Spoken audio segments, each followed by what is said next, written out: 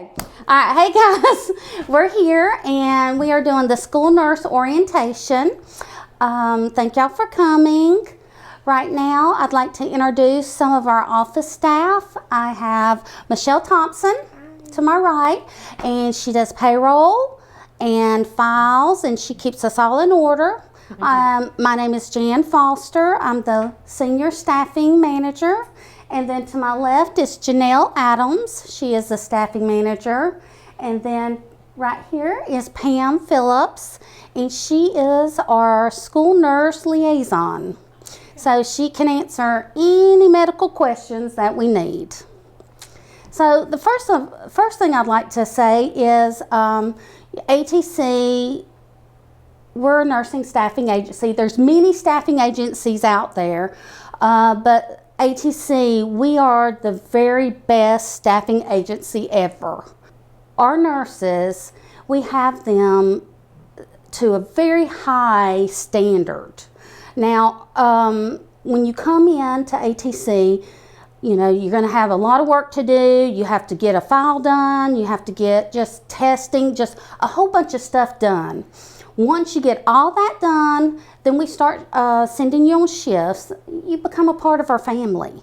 We just don't look at you as another nurse, just the nurse here or a number. You are part of our family. But to stay in our family, we do have things you do have to do. So that brings us to the next thing. We do a certificate called ATC School Nursing. What that is, you come in, well, I guess the first thing I need to do is explain why we did this. We all got together, we was trying to figure out what we could do to, you know, put our nurses up another level. So we decided to put you through some more training. More training. Training is always good. So what we did is we developed, we got onto, there's a website called myschoolnurse.com, and they have tons and tons of videos, education to help you with anything you might need. So we got the three best ones that you might deal with every day, such, I think it is diabetics, diastat, and asthma. So those are about the three main topics. So you watch a video, you have to work 10 shifts. Once you work those 10 shifts and you do not get any error, you don't have any errors, any complaints, anything, then you will be an ATC certified nurse. You'll start out making $1 less. That dollar, once you get through those shifts, again with no complaints or anything, then you're gonna you'll get your $1 back, and then you'll get a $50 bonus for the completion. So it all works out, but the advantages of being an ATC certified nurse is, say we have a nurse that is not certified and we have one that's certified. Well, if that one nurse, we will always ask the certified nurse to do something first. They will always get the picks of anything. So it's always great to get everything done and get your 10 shifts in, and then where you can become a ATC certified nurse. This is nothing you can use elsewhere. It's just here in our community here, but it is something to get. Okay. I've got a top 10 of the top 10 things that you must do to stay in our family. The first one, when you're a school nurse, you always have to be on time. That was one of the main complaints last year. If you're scheduled 7:30 to 3, you gotta be there at 7:30. I mean, there's no ifs, ands, or buts. Understand things happen and traffic. Always allow time to get there, because it just doesn't look professional. And you know, you may have a student who's a diabetic who needs you right then at 7:30.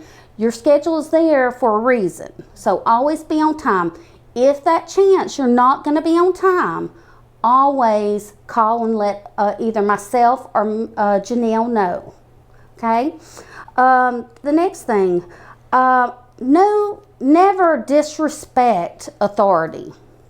Authority is there for a reason. When you go into a school, you do have a boss. Some people seem to think that, hey, I'm just here. I do what I want to do. You're not my boss. I don't have to do that. But you do.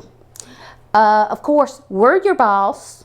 But at the school, the principal and the lead nurse is your boss. So if they ask you to do something, you need to do it. And we're saying all these things because all these things have happened, so that's where we're getting all these lists. Next one, no sleeping on the job. Yes, we cannot sleep on the job, and we've had that happen again. A principal walk into the office and there's someone sleeping. We don't tolerate that. That happens, you're gone. There's no second chance or, hey, I'll just rest in my eyes. You're gone. You're just gone. Let's see. The next one is dress professionally. If you look at Pam, she's in her scrubs. She's nice, neat, and then closed-toe shoes. Never wear flip-flops, sandals, anything like that. You're on a nursing job. Be professional. Your hair, make sure it's always styled, pulled back, what have you. Okay?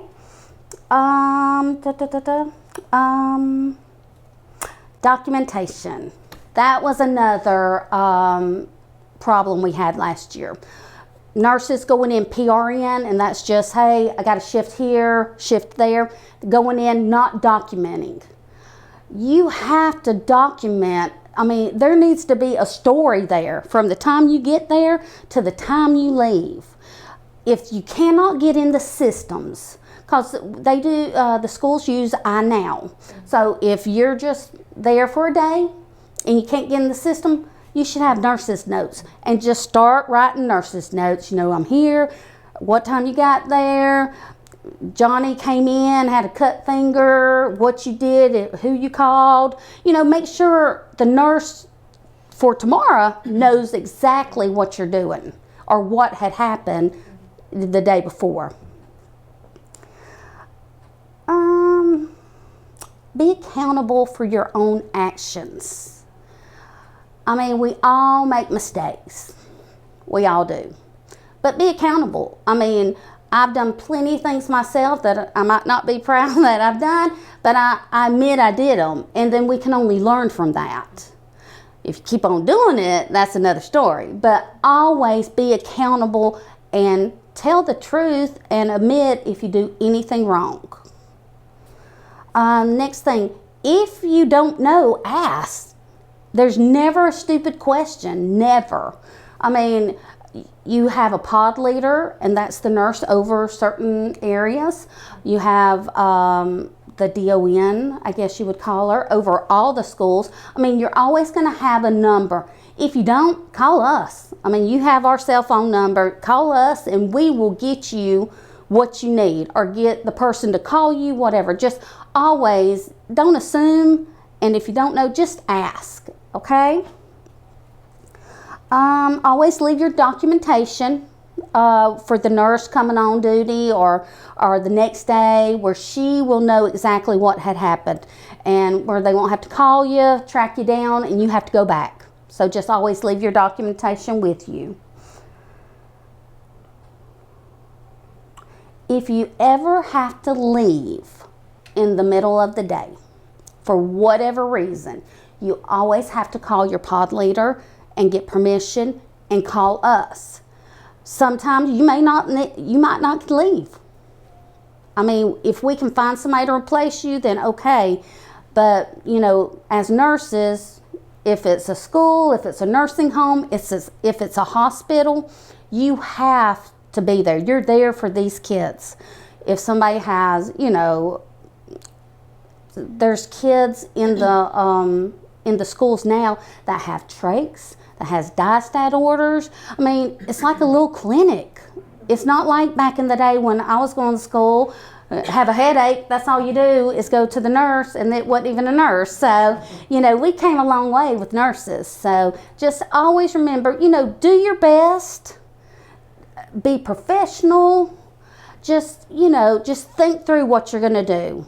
It may be busy, it may be a lot, but just always think through what you're going to do. And if you ever need help, we're here. We're your backup. If you can't find anybody, always call us, okay? All right. Well, I'm going to turn it over to Michelle, and she's going to tell you a little bit about payroll and what she does in the files. So I'm Michelle, and y'all will get to know me very well, probably just as well as you know the staffers. I'm going to tell you how our paydays run and, just explain a little bit to you about that. Our paydays are on Mondays, and we do process a week behind. So say you work something this week, I have to have the timesheets in before 2 o'clock on Monday, and then I'll process next week, and you'll have a check to pick up. It'll be dated for Monday. We do allow you to pick them up on Fridays after 2. We do direct deposit as well. In your hiring packet, at the back of it, you'll see there's a direct deposit slip. You fill that out and turn it in with a voided check. And it takes 2 to 3 pay cycles for that to be set up. You also have to make sure you have all of your file finished. And that includes all of the paperwork, all of your documentation as far as your credentials and everything. All the testing has to be done. With the testing, like I said, all of that has to be done before I can even put you in the system to get you a paycheck cut. And we send that over to you. I send you an email with the link in there. There's 5 tests and a checklist. So it's pretty straightforward there. If you ever have any problems with that, you can always let me know. Let's see. So our paydays are on Mondays. Like I said, the checks will be dated for Monday. We also, in your hiring packet, there's a top 10 like housekeeping notes, and it goes over all of our policies. Most of it Jan went over, but that's a written thing, and there's a little quiz in there just to make sure that you read it. You do have to sign that and do the quiz and sign that as well. There's one in there that deals with how to, it's called Do Your Job. But it deals with, how you present yourself on the job and things, and there's a little quiz with that as well. If you ever have any problems with the timesheets, and I'll give you ladies some timesheets before we leave, I'll show you how to fill them out. If you ever have any problems with that, feel free to call me. You can text the staffers, email me. I'm always available to answer questions when it comes to the timesheets, because we have to make sure those are filled out properly so that we can make sure you get paid.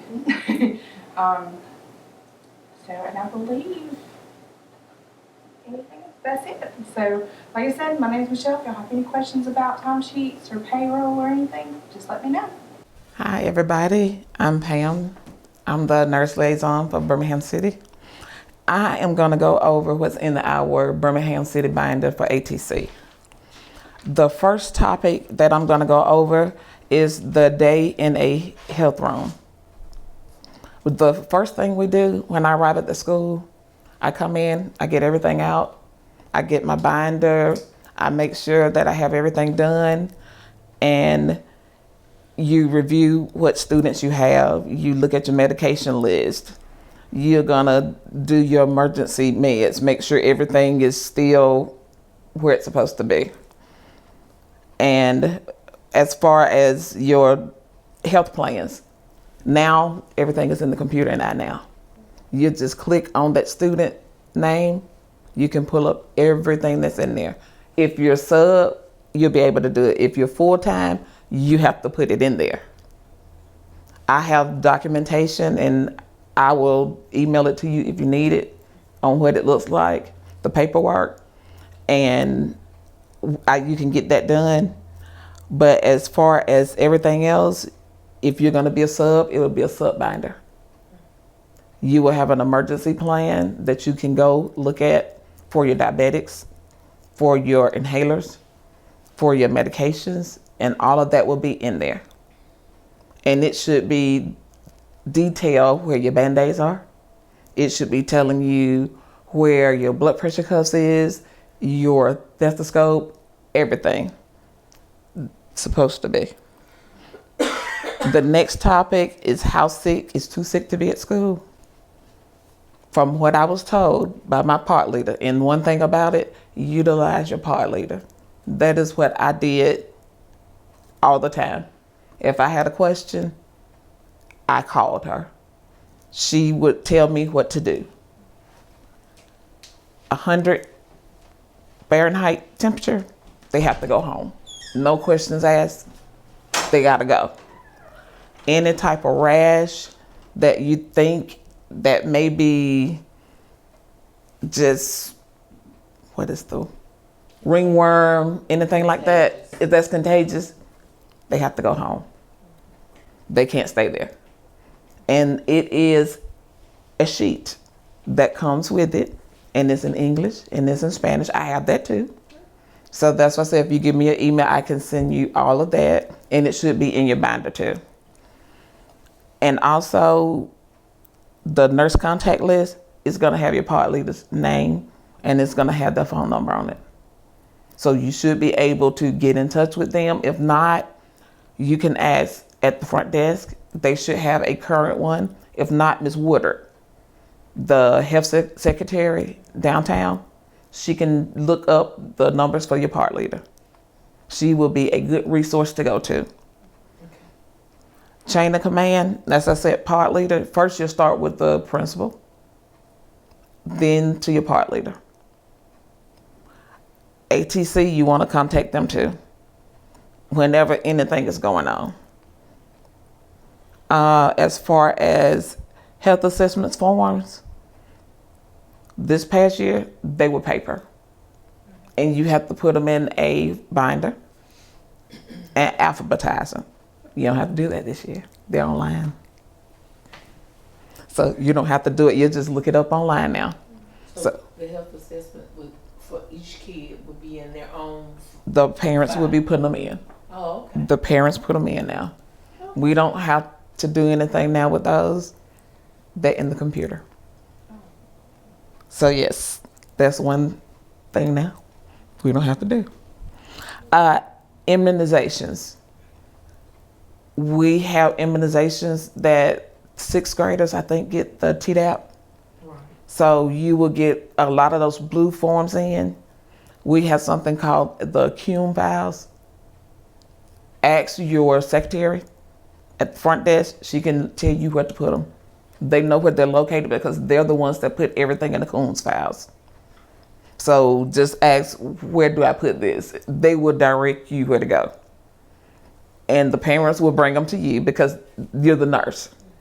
You just go to the front office and ask them, where do I put these? And they'll tell you it goes in the CUME files. You can go in there and the secretary. The only 2 people that can go in there. Medication information. I have to bring my binder with me. And this is basically what you guys will have. It's also a checklist. It's quality assurance. It tells you exactly if you had a state to come. It's a checklist of everything you have to do to make sure that the med cabinets are locked. They want it neat and organized. What I did last year at the school that I'm at, I brought my label maker. Oh, okay. And I put on the med cart, inhalers, meds, PRNs. I kind of got it organized. And as far as the inhalers with the labels, you can also put those in a bag and put their name on it. So you can't put it in a Ziploc bag. And it tells you on here, they don't want any medicines in a Ziploc bag at all. So this is what I went by last year. Sample meds, they have to be labeled. So if the doctor gives the kid sample meds, they have to put a label with the name on it. Like when it comes from the pharmacy, they have to put, if they just have to write it on a post-it note that it came from there, they have to have something on there saying it's there. For that person. And it has to have the order, one, tab, PO. I would verify something like that, a sample med. Oh, they have to bring the PPA form in too. Oh, okay. Yeah, they have to have, even for PRNs, you have to have a PPA form. Okay. It has to be a doctor's orders. They can't just bring Tylenol in and say, hey, I want them to have this. Got to be doctor's orders. Okay. And the reason they did that is to cut down from having like 4 or 5 meds for a student, like Benadryl. It's like you would have a stack A medicine. of medicines for one child. So now we have to have doctor's orders. Let's see what else. Over-the-counter medicines, just went over that. Multival, the insulin. Most of them that I get now are pens. In the refrigerator, you're supposed to have a refrigerator in your office. And you can print it out, and I put on the front of it, student meds only. And nothing else can go in there. And it should be one that locks at the bottom. If not, still, you just put it on there and it goes in your office. In between each puff, they have to wait a minute. Right. So what I do, I give them a little timer, and I have the minute on there. They hit the minute, and they know once it goes off, they hit it again. And I think now, it's 4 puffs. It used to be 2. It used to be. It depends on the physician. Yeah. And most of the ones I have now, 4 puffs, but I get the little timers and I set it down there, and most of them, they're old enough to work it, no problem. Proper document in iNow. When you first start with that, it's pretty hard, but after you get used to it, it's self-explanatory. Okay. You'll be able to, if you got any questions, I can walk you through it. Because when I first got into it, yeah, it was foreign. It was. And you have to put the medications in there for the students. You have to put all that in there. You're going to have to put the times. And most of that, you're going to need somebody to show you how to do it. PRN documentation. For my PRNs, when you give those, always write down your time and initial it at the top. That's because before we get an iNow, it's gonna take a few weeks before we get in. Okay. So basically we use the Mars. But once we get into iNow, you just click on it and it'll give you time to put in there. But in the MAR, initial and time it. And another FYI with that, with the PPA forms, when they come in, it has to be signed by the physician.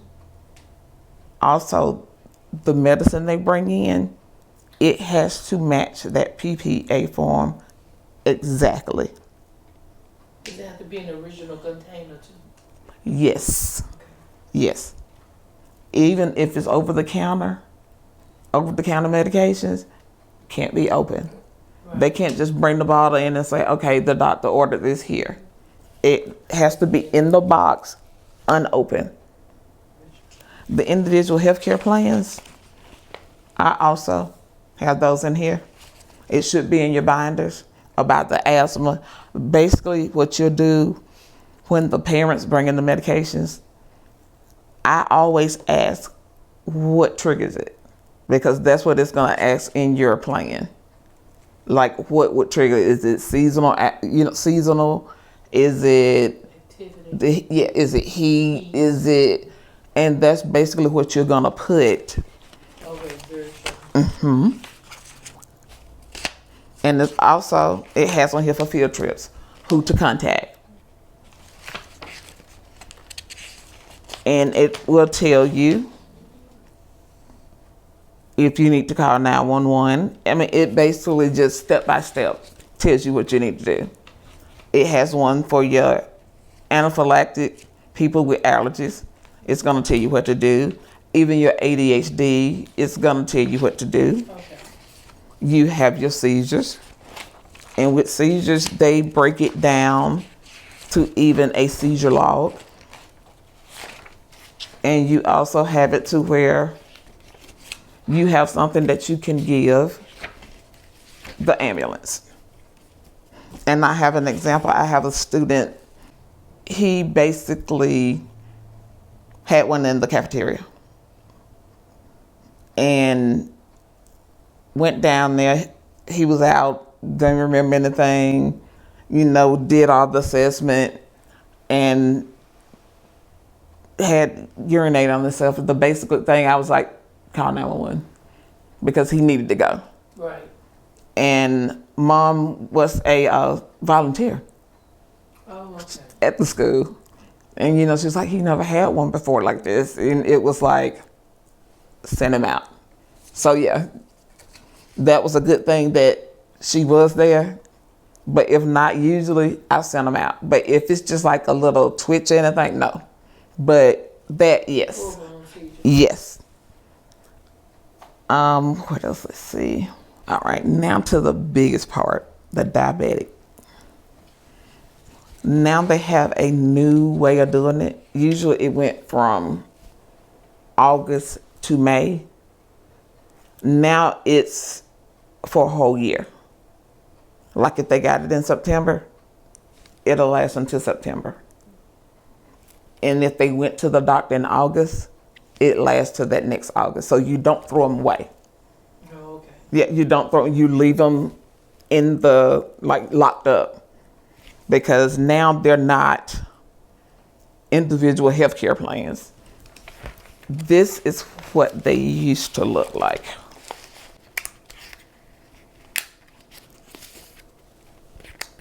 And this is the old one from Children's. This is the new one from Children's. And when you look at it, you really don't tell a difference.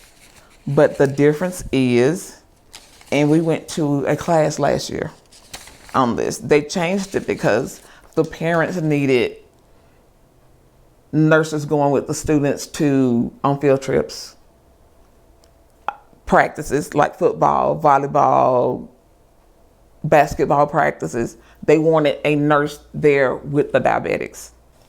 And the new thing too, this is new. Instead of having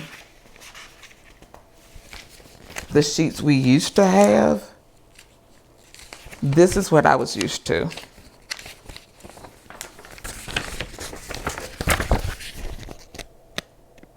That's the old way.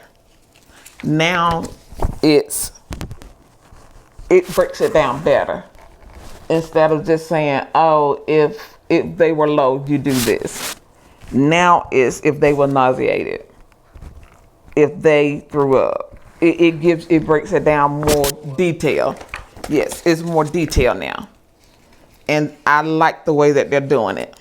And it works better. And you're able to get the blood sugar up or down. And another thing that you will do when you get into iNow, and this will cover them too when they go on field trips after school that I was just talking about.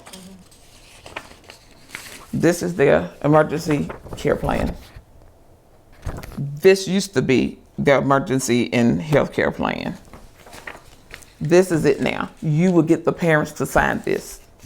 You'll have them to look it over. They're going to put all their information here because you're going to need to know how to contact them if something happens while they're at an activity. This is telling you what all they need. If they get extra snacks, it tells you if they're exercising, if they eat something, in the event of a field trip. I mean, it breaks it down to even riding on the school bus. So this is very good. And then you have the same thing that's in here that goes with them.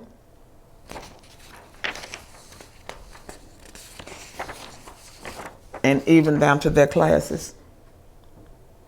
If they have to have a paraprofessional with them, it gives them their classes. And that's the good thing about this. But this is something you definitely have to have the parents to sign. because this is the biggest thing that you'll have.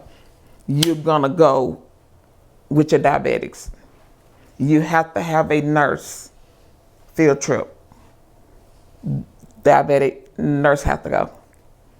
And with that too, Jan said they had a lot of problems last year with like the correction factor, the card counts, them like kind of not being able to get the numbers right. And so she wanted me to go over that. And have y'all heard of a correction factor? Usually with the correction factor, it's gonna be whatever their blood sugar is at that time. And the doctor will choose the target number, and he will choose the point that he wanted divided by. Okay. So basically it would be the blood sugar minus, I say 160 divided by 30. And you're gonna do that. Whatever that comes out to be, it'll be like 10.6. You're gonna either see, you're gonna round it to the next unit, you're gonna round up, or you're gonna round down, or they'll have an equal mark. And with that one, you will do a carb to ratio. You're gonna have two to add up. You're gonna have your carb count and your correction factor. If it's over, usually I have, if it's over 180, 200, you'll know to give it. Your carb to insulin ratio, usually you're gonna see it as 1 unit per 15 carbs, 1 unit per 10 carbs. And then you have some doctors that will write it 1 and they'll do the colon, Then another. and then the number is still the same. Mm-hmm. It's just dependent on the doctor. And basically what that is, you're gonna add up, and these right here that's in the binder, for Birmingham City, they don't work. They no good. No good. Where's the food? Where's the food? You can tell I did my research.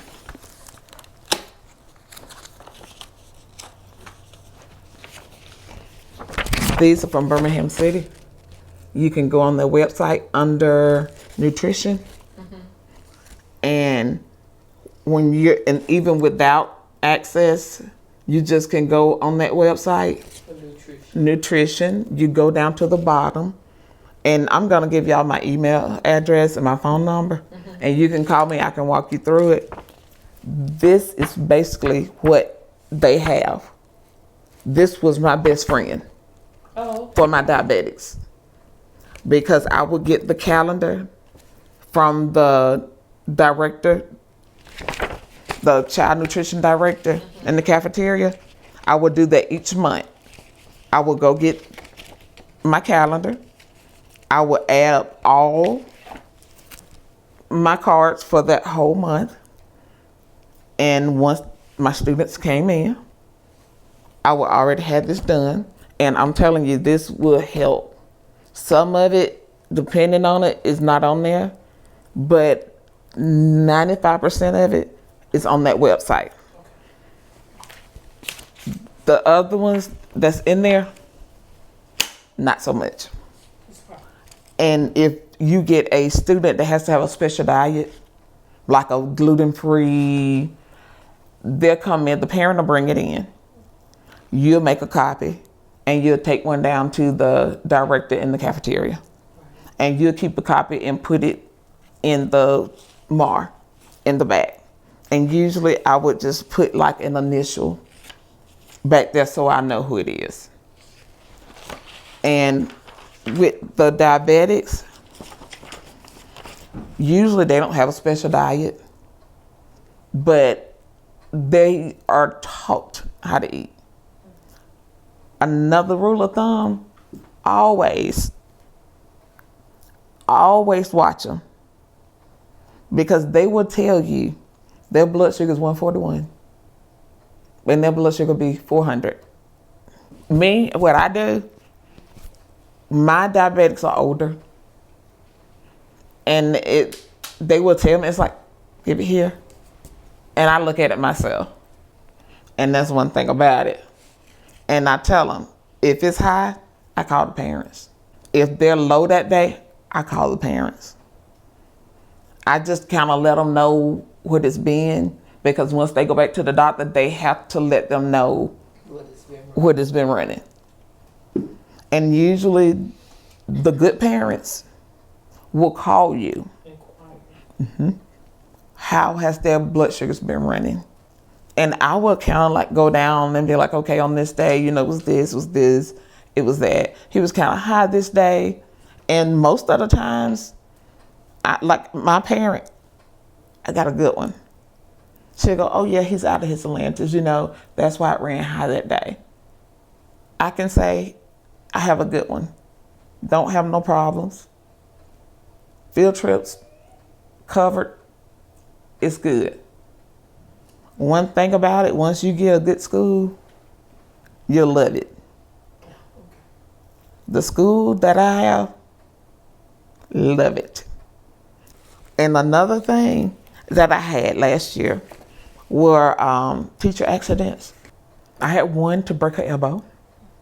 I had one, I think she just kind of hit her head a little bit. I had to send, and the other one, it wasn't an accident. I think she was threatening a stroke.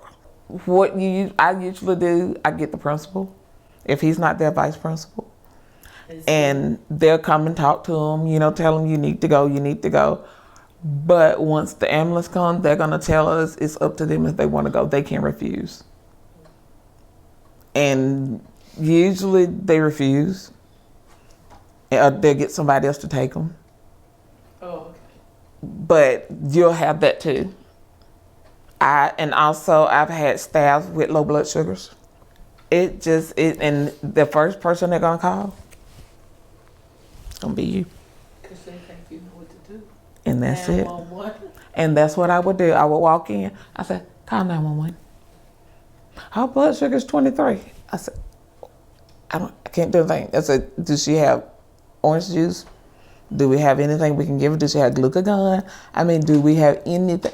No. I said, 911. I said, it's nothing I can give her. Right. I said, they're going to have to give her IV. I said, they're going to have to give her probably Amped D50. I said, it's nothing I can do for her. And you're going to have fights. Okay. And like fights, babies, pre-K to whatever grade yours go up to.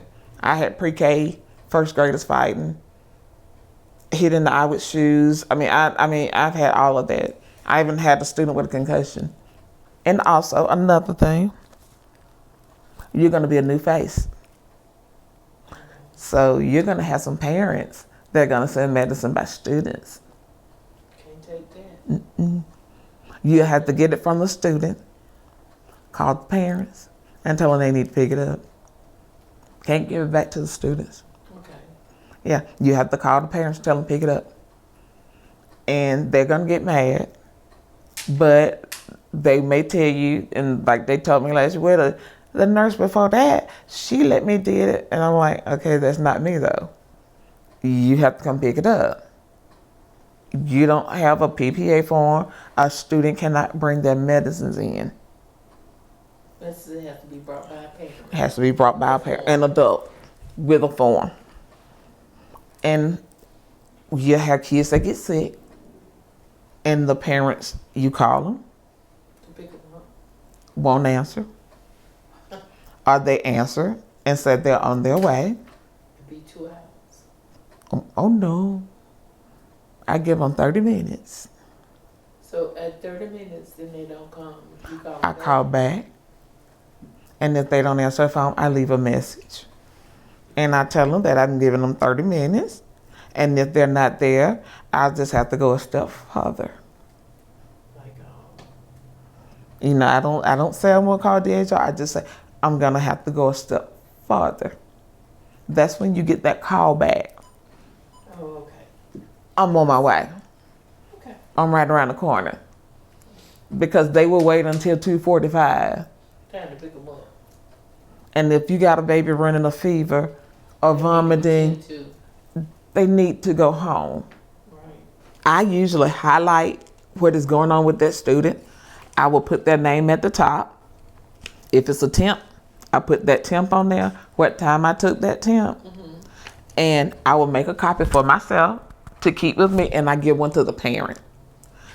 I'll explain to them that time on there, 24 hours. If they have ran a fever or have not ran a fever, within that 24 hours, they can come back at that time. If they run a fever, they can't come back. If they don't, you can't be giving them Tylenol. Like I told them, ibuprofen, Tylenol, that don't count. They have to go without Tylenol, ibuprofen, within those 24 hours. Before they can come back. It has to be 24 hours. They can't. We're trying to keep down of the kids being sick. I said, it has nothing to do with we don't want her here. I said, we don't want the other kids sick. These are not my rules. And I let them know this is Birmingham City, this is not me. Standard rules. It's standard rules, and that's what I tell them. And like I tell them, I say, even temps, rash, any type of drainage, vomiting, diarrhea, I say any of this, itching, I told them, I said, we cannot let them come back. I said, and I didn't make this. I said, this is not mine. I said, chicken pox, I said, we have rules. I said, and this is Alabama. I said, it's just, you can't do it. And field trips. That's another thing I want to talk about. Because you'll have field trips going on. They have a sheet that goes with the form, and it tells you exactly everything you need to do for the field trip. Utilize your med assistants, because you got to take a break. Usually it's your counselor or your secretary. Ask your counselor or the secretary, they can usually tell you who your med assistant is. It's usually them because you're usually in the office area. That's where your office is gonna be. If you're gonna do K-8, you're gonna want one for your elementary, and you're gonna want one for your middle school. And usually you want somebody that can go that don't have a class, or that can leave and have somebody else in their class. Like the counselor, she can leave and go on the field trips if need be. But the first thing you will want to do is get your part leader to recertify them. They have to be recertified every year. You're gonna find their certificates on the wall. And when you get ready to fill this out, and if you do need a nurse, at the bottom, you're gonna have the students that needs a nurse. I basically put the student and what the problem is. Miss Woodard, you email it to her or fax it. She'll send it to Jan or Janelle or Michelle, and they'll find a nurse. She'll have all that done, and the nurse will show up. They usually, I say like 2 or 3 days before the field trip, we'll email you and say, nurse so-and-so will be there. She will be going on the field trip. So I already know who it is. I go ahead, type up what she needs to know about the students, have everything ready. When she gets there, we do our count, and we're done. When they get back, we count it back out. Let's see, what else?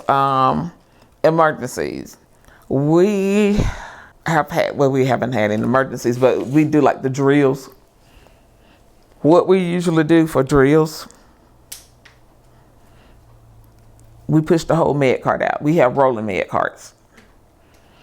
We push the whole med cart out. What I do, I keep it locked. As soon as I finish giving my meds, lock it back. I keep a lanyard around my neck, so I know it's with me. I have it locked, pushed it out, go outside, everything is with me. My mark book, I usually try to keep it on the top or in the bottom, but usually it's going to be on top because my kids are coming in. When they do the drill, you make sure everything is closed, all the doors are closed. You make sure everybody is out. You get anything as far as student-wise, you're going to get all of their stuff. One thing about your rolling cart, keep your PRNs, everything on it, so you got everything with you. Even your diabetic stuff, keep that on there too. And that's what I did last year. So when we did our drills, everything is on there. You good. You don't have to try to go everywhere and get everything. This right here, your student log. Even though you have I now, I still put my students on here, and you're gonna put down your students too that come in for scrapes, Band-Aids, any other stuff. And it's just, you may use 2 in a day. You may use just this one. I had it to where I have used 3 in a day. But it's good to have because at the end of the month, we have to do this. This is a monthly report.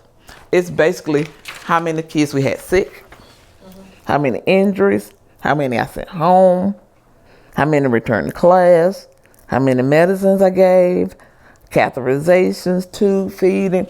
It basically breaks down what we did. And basically if you need a nurse at that school. And that's why I keep this, because I can go back and go, okay, I had this, and I add them up. This is the nurse's note Jans was talking about.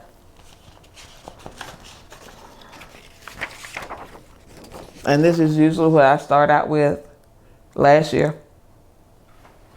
And every student that come in, even if it's a cut on the finger, I do one. That's until you get I now. And with that, you can have all that put in a binder. And I'm gonna talk with Ms. Woodard too and see about supplies, but you should have some binders there. Just ask the people in the office and they usually can get you some. They usually have some. At the end of the year, you're gonna get a folder, a manila envelope, and you're gonna put school year 2016, 2017 for this. Anything that you did that year, you never leave it out. You're gonna put it in a file cabinet, and it's gonna go in there, and you put. They have to keep it for so many years. They have to keep it for so many years, and that's what I did with all my nurses' notes. And temperatures for the refrigerator. That's another thing too that they wanted us to do. Record daily. This is something that I told you about the accidents. You fill that out too, and you send it to your pod leader. This one is student. Okay. They also have one for employee. Employee. Oh, another thing is something I forgot. All you can use is soap and water.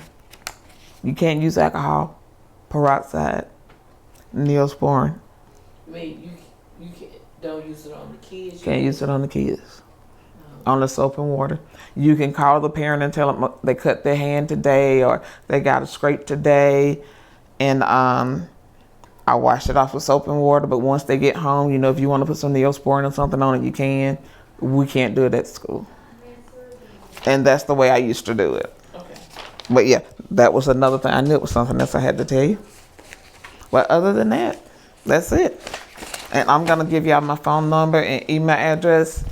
If you have any questions, I will let you know.